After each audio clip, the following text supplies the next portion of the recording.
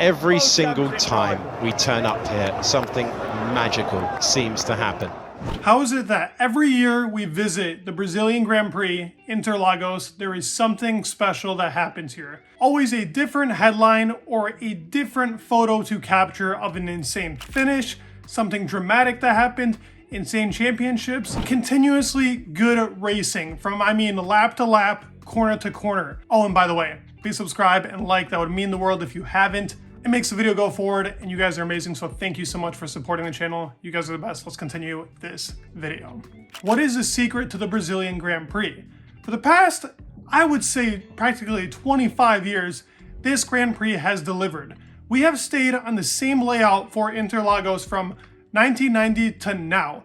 That is 33 years of racing on the same track layout. There are not many tracks that do that. We actually got our first Haas pole last year here. Mercedes won a race, which would sound shocking, but in 2022, that was shocking. In 2023, we got this photo finish of Alonso and Checo going over it for the podium, which is insane after the two horrible Grand Prix that have happened for Aston Martin and practically DNF's awful racing from them. Coming back doing this. You have Hamilton's joy with Massa's despair, where Hamilton wins on the very last lap due to a DNF, getting him the position to actually win his first championship. You have the hero of Brazil, Senna, winning for the first time in the 1991 Brazilian GP. What that meant for the people. It's filled with memories. And even going on with this, Vettel winning 3 championships here. We have Jenson Button, the crazy story of Brown, winning here. We have Fernando Alonso winning both his championships here, because this was the finale, and I think this is the finale that us as fans deserve. There is always a reoccurring thing. As I said, this Grand Prix continues to perform. In the eyes of the fans, in the eyes of racers, there is never ever a complaint about Interlagos. But why is that? What is the secret to this racetrack? As I talk about these beautiful moments and go over them, there are things that stand with this track that no other track keeps, with the exception of a couple. The couple that I will name is Silverstone. Silverstone, I think, to me is a big track. What is very familiar here? The fans. The fans in Silverstone, the British fans, love seeing their drivers win, but they also love the racing in general. When they come out there, that's a track in the middle of nowhere, but performs. It's a track that was made for Formula One racing. The layout, it's beautiful. Not too many overtakes like Interlagos, but the overtakes are well done. They're just beautifully put together. Interlagos shares that. The fans here care so much. When they had drivers racing for them like Massa and Senna, this place was going to erupt at any minute when one of their drivers either pulled off a crazy move or was just going off on an insane spree of overtaking or literally winning championships here. It has history like no other, being a Formula One track for such a long period of time. And as I said, it continues. We had that insane sprint race of Lewis Hamilton from the back making it, and then him and Max Verstappen going rival to rival, head to head, clashing half the time and using most of the track. Sometimes not even using the Interlagos track, but actually using the outside of it. It was amazing to watch. 2022, as I said, we get a K-Mag pole.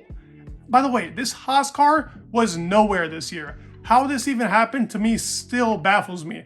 The right conditions with also these crazy Interlagos conditions, like we even just saw now, where it literally goes from daytime sunny to literally pitch black at 4 p.m.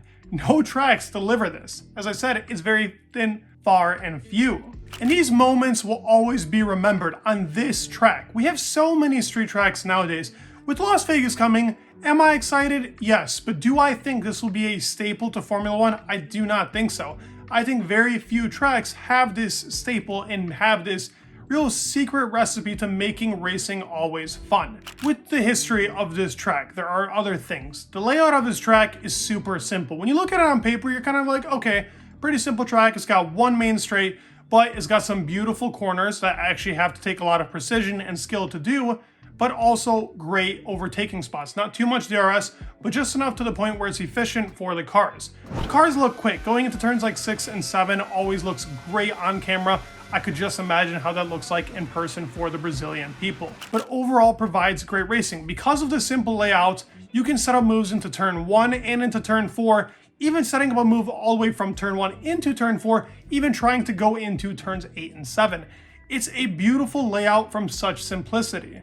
Nowadays tracks have 90 degrees corners. The walls are so close. It's not set up to this degree. Yes, there's grass on the outside and the curbs could hurt. So yes, drivers can make mistakes. Will they stay in the race? Maybe, but that's a couple positions lost and the chances of you coming back is very slim. The straight provides great top speed, so you need a car that's very well balanced. This also provides another couple of awesome elements to racing because the cars are well balanced. So throughout the whole entire racetrack, you can get racing because it's not full out downforce to where it's super reliant on just tires. It's pure overall performance, but also driver ability. So you see standouts like Fernando Alonso here, like Lewis Hamilton throughout the years. Now what we're seeing from Max getting his iconic performance in 2016, where he practically drifted the car like it was a Nissan R32. I mean, it's just fabulous racing. We have the iconic moment of Michael Schumacher saying goodbye to Formula One, where he practically waved off Vettel to win another championship in that year where it was so close between him and Fernando. It was the point that he needed it. He even says, I think it's a nice handover to Seb that I feel happy for him. And this simplicity of track allowed for this to happen. That's one element to the secret of success. Another is the atmosphere around Brazil. We always talk about Mexico's atmosphere because it has that crazy stadium part. But I think the Brazil fans are some of the most craziest but best fans in Formula One. What they do for their drivers, what they talk about in general for the Grand Prix, and how they react to overtakes, to me, stands out in a league above no other for Formula One. It's class, but it's done in such a fashion that you can feel so passionate. It's the type of Grand Prix that gets you standing up, screaming at the screen. Personally, as a Fernando fan, I was the one standing up, screaming at the screen. It's been a while since that's actually happened for me, but this type of Grand Prix gets you up off your seat in a lot of moments. Defending for 30 laps to be able to take Checo in the faster car, at the age that he's at, this guy is ageless and continues to perform so well. Simplicity of the track, the actual fans themselves, but also a layout with history. So when you come here, the drivers feel different about that. They know this is a track that is practically dedicated to Senna, a lot of childhood heroes for our drivers nowadays, which as they should be. That guy was amazing and will continue to be a Formula One legend really for decades on decades and decades. He will never be forgotten for how good he was. But history plays a part. Sometimes you see these drivers, I can already tell by Max's demeanor when he's going to Las Vegas, he's like, you know what, it's for the view, I don't really care for it. You don't get people saying that for Brazil. Even though when you're on the track itself, it's not like some visual spectacle, but the actual track itself provides the best racing on the calendar. So drivers come here with, a chip on their shoulder. They want to prove they can win at a track that is so historic, just like Silverstone. So with so much history, the simplicity of the track, and overall overtaking on here, that is how we get the gem that is Interlagos.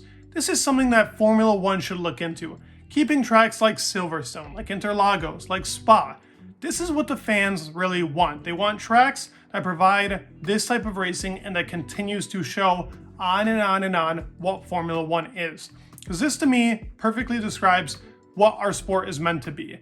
Great racing, beautiful tracks. Now that doesn't mean beautiful in general with skylights and a strip down the middle that shows you the Caesar's Palace, but in general, just the cars showing off their beautiness, their speed. That is what Formula One is about, and that is why the Interlagos track has the secret recipe that most tracks on our calendar do not have, and why we are so excited every single year to race here.